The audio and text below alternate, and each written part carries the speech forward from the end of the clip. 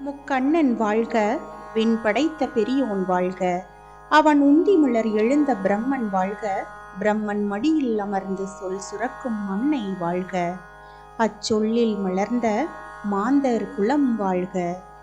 ஆதியில் இருந்தது ஒன்றே, முதல் முடிவற்ற இது அதுவற்ற முதல் இயற்கை. சத்வ ரஜோ தமோ குணங்களுடன் உடவி பிறந்து வந்தது. அவை சமநிலையில் இருப்பதன் பெயரே முழுமை. இப்புவியானது கிரேதாயுகத்தில் சமநிலையில் முழுமை கொண்டிருந்தது. திரேதாயுகமோ 4/3 பகுதி அறநெறியுடைய மனிதர்களையும் 1 பகுதி நெறியில்லா மனிதர்களையும் கொண்டிருந்தது. துவாபர யுகமோ பாதி நெறியுடைய மனிதர்களையும் பாதி நெறியற்ற மனிதர்களையும் கொண்டிருந்தது. கலியுகமோ 4/1 பகுதி அறமுடையவர்களையும் 3 பகுதி நெறியற்ற மனிதர்களையும் கொண்டிருந்தது. இவர்களிடம் பொறாமையும் பேராசையும் குரோதமும் காமமும் வெறுப்பும் மிகுந்திருந்தது. பேரன்பும் பேரறமும் குறைந்து பூமியின் சமநிலை குலைந்து போனது. இதுவே தருணம் என மண்ணிறங்கி வந்தன தெய்வங்கள் இப்புவி காக்க.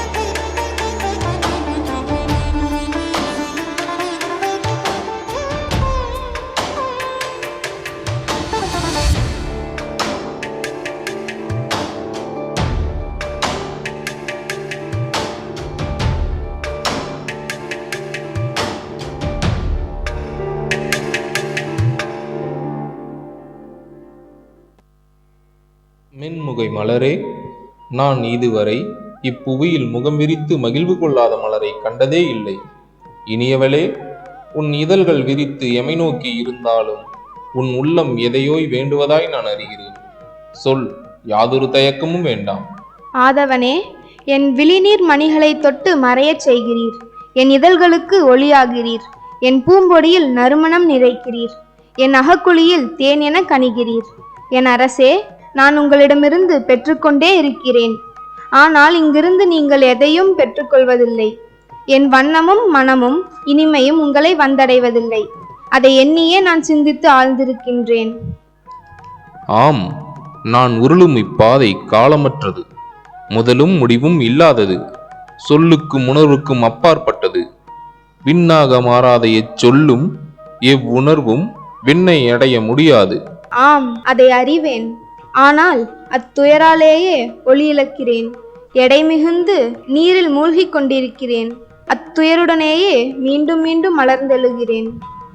செந்தாமரையே, அன்பிற்குரியவளே, உன் துயர் நீக்க நான் என்னில் ஒரு துளியை மண்ணுக்கு அனுப்புகிறேன்.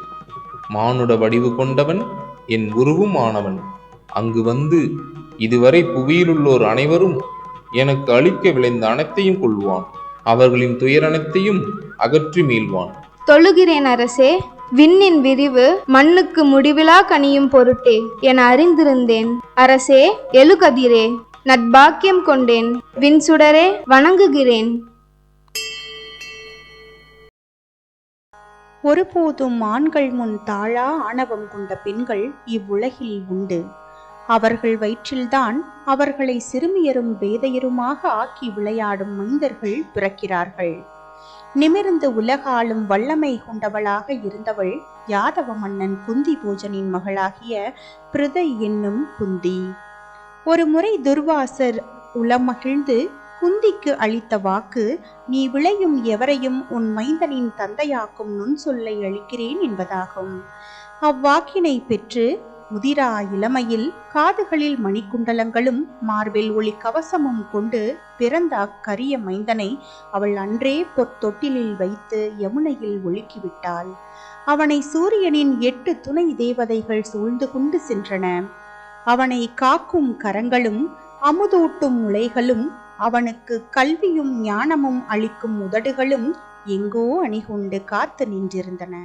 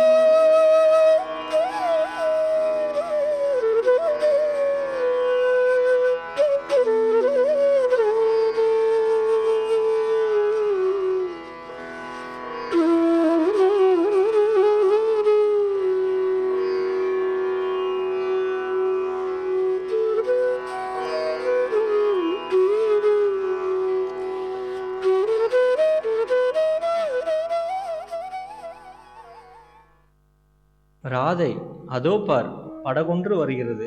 அதை கண்டாயா? ஆம், படகு. ஐயோ, குழந்தை வேறு இருக்கிறது. இதோ ஆண் குழந்தை. குழந்தைக்காக ஏங்கிய நமக்கு கடவுள் அனுப்பிய பரிசாக உணர்கிறேன். ஆம், கொடுங்களிங்கே. என் தங்கமே, என் சுடரொளியே. பறவைகள் பறந்து போன பின் காற்றில் சிதைந்த கூடென வாழ்வை கழித்திருந்தேன். இருளில் தடுமாறிக் கொண்டிருந்தேன். மலடி என எத்தனை குடிக்கூடல்களில் நான் வெளியேற்றப்பட்டிருக்கிறேன். யமுனை கரையில் கதிரொளி என இதோ என் மைந்தன் தோன்றிவிட்டான். நீர் கொண்டு வரும் செல்வம் தெய்வத்தின் கொடை என்பதால் உன்னை ஈன்ற அன்னை என்றானேன். என் செல்வமே, தங்கமே. ராதை, இறந்து பெற்று இரவலரானோம். நமக்கு தெய்வங்கள் அருளிய பெரும் பேரிவன். நம் வாழ்விற்கு பொருளாகி வந்த வேதம் இவன். நமக்கு மகிழ்ச்சி கொடை வழங்கிய வள்ளல். வசுசேனா, என் மைந்தா. ஆம், வசுசேனன் நம் மைந்தன்.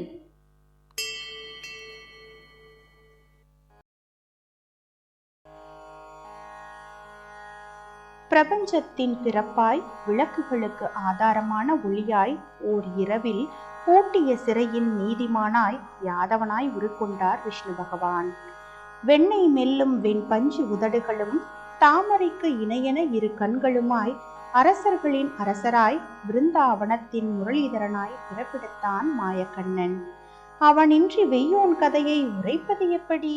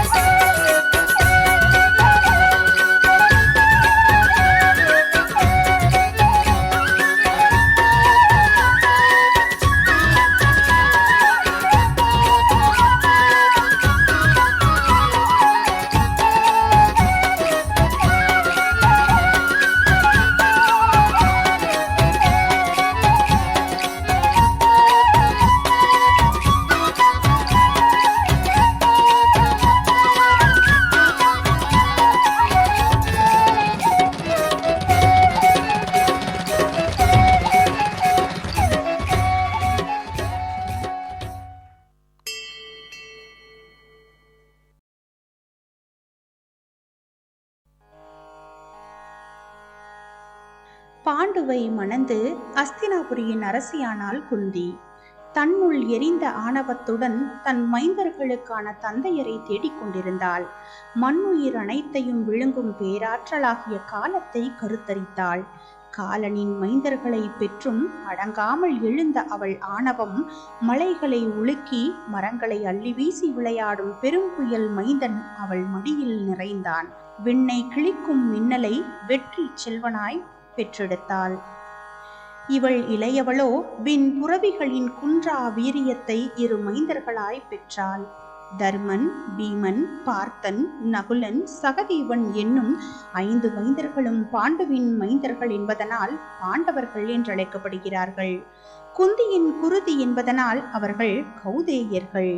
அவர்களின் ஆட்சியில் ஹஸ்தினாபுரி வெற்றியும் புகழும் பொழியும் என்கின்றனர் நிமித்தகர். ஹஸ்தினாபுரியின் பொன்னொழிர் காலம் வந்துவிட்டது என்றனர் கணிகர். விண்ணக ஆற்றல்கள் மண்ணால வரும் பொருட்டு தன்னை படியாக்கி கொண்டவள் பேரரசி குந்தி என்கின்றனர் சூதர்கள். பாண்டுவின் மடி பிள்ளைகளால் நிறைந்தது.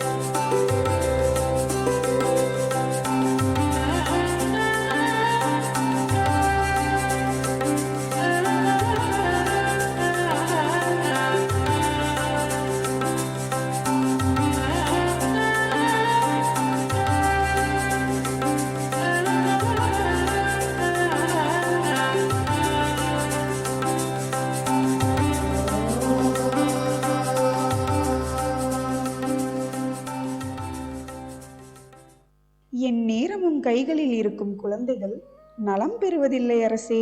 அரசும் புகழும் செல்வமும் எல்லாம் எவருக்கு வேண்டும்? எனக்கு வேண்டியது என் கை நிறைக்கும் மைந்தர்கள். அரசே, என்ன இது? 4 பேரையும் சுமக்க வேண்டுமா? 5 சுமக்கத்தான் எண்ணுகிறேன். 2ஆம் அவனை சுமக்க வேண்டுமென்றால் நான் யானையாக பிறந்திருக்க வேண்டும். தெய்வங்கள் குனிந்து பார்த்தால் யார் இவன், இரவும் பகலும் மைந்தர்களை சுமந்தலைபவன் என்று ஒருவரை ஒருவர் கேட்டுக்கொள்வார்கள். கீழே மலையடிவாரத்தில் கனி சுமந்து நின்ற ஒரு தாய்ப்பலாவை பார்த்தேன். அதை போல மைந்தர்களை சுமந்து கனத்து நிற்பதே என் வீடு பேரு. பிரியமான தர்மன், பிறந்த மறுகணம் முதல் அவனை தங்கள் தோள்களிலிருந்து இறக்கவே இல்லை. தன் காலடியில் எப்போதும் ஒரு மன்னன் தலையிருப்பதை கண்டுதான் அவன் வளர்கிறான். அவ்வுயரத்திலிருந்தே அவன் உலகை நோக்குகிறான். கிளைகளில் கூடும் பறவைகளுள் ஒருவனாக எண்ணிக்கொள்கிறான். செடிகளில் பூக்கும் மலர்களை பறித்து விளையாடி அவன் வளரவே இல்லையே. மரங்களில் சொரியும் மலர்களை உலுக்கி தன்மேல் பொழிய வைத்தல்லவா விளையாடுகிறான். அவன் கால்களுக்கு நடைப்பழக்கமும் இல்லை. விண்ணில் ஒழுகும் காற்றில் மிதந்து அவன் அறியும் காடே அவன் உலகமாக இருக்கிறது. என்ன பார்க்கிறாய்? நான் செய்யும் இந்த கூடை உனக்குத்தான். நீ கூடை நிறைய பொன்னை வைத்துக்கொள். ஏனென்றால் நீ அரசன். அதன் பின் கூடை நிறைய மைந்தர்களை வைத்துக் கொள்வாய். வயதான பின்னர் கூடையிலே பூக்களை வைத்துக் கொள்வாய். பூக்களை கொண்டு தெய்வங்களை கனிய வைப்பாய். தெய்வங்கள் உன்னை நோக்கி புன்னகை செய்யும். உனக்கு என்ன வேண்டும் பீமா? பீமன் விழித்திருக்கும் நேரமெல்லாம் உணவுண்டபடியே இருக்கிறான். உண்ணும் வேகத்திற்கு இரு சேடியர் இரு பக்கமும் நின்று மாறி மாறி ஊட்ட வேண்டி இருக்கிறது. மற்ற இருவர் இரு பக்கமும் நின்று தாளங்களை உணவை அள்ளி வைக்க வேண்டும். இருவர் அடுமனையில் பணியாற்ற வேண்டும். வேள்வி தீயை காமிகர் பேணுவது போல் தோன்றுகிறது அரசே. நான் இன்று வரை இவ்வளவு உணவருந்தும் ஒரு குழந்தையை பார்த்ததில்லை. என் மருத்துவ அறிவே பொருளிழந்து போய்விட்டது. பீமனை போன்ற மைந்தனை பெற்றால் எதற்கும் அஞ்ச வேண்டியதில்லை. அவனை மட்டும் அஞ்சினால் போதும். ஆம், பெரும் புயல்களைப் போல் ஆற்றல் கொண்ட மைந்தன். வெல்ல முடியாத புயங்கள் கொண்டவன். ஒவ்வொரு கணமும் தர்மனுடன் இருந்து காப்பவன். இவன் விழிகள் மட்டுமே கொண்ட மைந்தனாக இருக்கிறான். எத்தனை கூரிய விழிகள்! இரு கரு வைரங்கள் போல. ஒரு குழந்தைக்கு இத்தனை கூரிய விழிகளை நான் கண்டதே இல்லை. விழிகளால் அவன் இவ்வுலகை அள்ளிச் சுருட்டி எடுத்துக் கொண்டிருக்கிறான். விண்ணில் பறக்கும் பருந்தின் நிழலை ஒரு குவளை நீரில் கண்டு மேலே விழி தூக்கி பார்க்கிறான் என்று சொன்னால் மாந்திரி, நீ நம்ப மாட்டாய். சிறந்த சேர்க்கை. ஒருவன் சொல்லாலும் ஒருவன் விழியாலும் ஒருவன் நாக்காலும் உலகை அறிந்து கொண்டிருக்கிறார்கள். சகதேவா, இங்கு வா. இவனிடம் இருப்பது என்ன மனம்? குருதி மணக்கிறது. சற்று அனல் கலந்த குருதி. பால் மனம் என்று சில சமயம் தோன்றுகிறது. தோல் மீது வெயில் படும்போது இளமூங்கில் கொழுத்து வாடும் வாசனை. இதெல்லாம் சொற்கள். இது மைந்தனுக்கான வாசனை மட்டுமே. இதை உணர்வது என் நாசி அல்ல, என் ஆன்மா. நீ அறிவாயா குந்தி? அசினாபுரியில் என் தமையனுக்கும் பிள்ளைகள் பிறந்துள்ளாராம். தமையனை அவரது மடி நிறைந்திருக்கும் மைந்தர்களுடன் பார்க்க வேண்டும் போல் இருக்கிறது. மூத்தவனாகிய சுயோதனன் என் தமையனைப் போலவே பேருடலுடன் இருக்கிறான் என்றார்கள். அவனை மட்டுமாவது ஒரு முறை எடுத்து என் மார்பில் வைத்துக் கொள்ள வேண்டும் என்று விரும்புகிறேன். அவர்கள் கௌரவர்கள். ஆம், கௌரவர்கள். என் மைந்தர்களை பாண்டவர்கள் என்றுதான் அழைக்க வேண்டும். இவர்கள் குரு வம்சத்தினர் அல்ல, பாண்டு வம்சத்தினர், பாண்டவ குலம்.